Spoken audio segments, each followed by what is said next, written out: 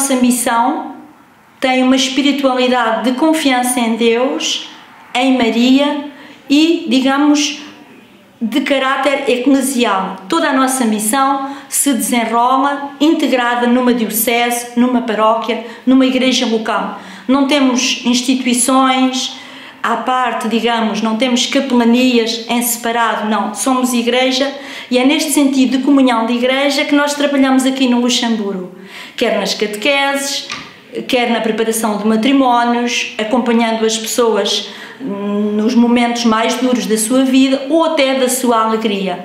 Para mim, estar aqui e viver esta missão tem também por detrás um substrato extremamente importante, que é a vida de oração. Se fazemos parte de uma congregação religiosa de vida apostólica, não descuramos os tempos de oração. Por isso o nosso dia começa com um tempo de oração, a oração de laudes, mas também começa com um tempo de oração pessoal, individual. Neste encontro com Cristo é possível encontrar a força para vivermos este nosso carisma em missão, integrados e integradas, direi, nesta nossa Diocese do Luxemburgo, que celebra os 150 anos, e nós estamos muito felizes por fazer parte deste acontecimento e damos graças a Deus por isso. Obrigada.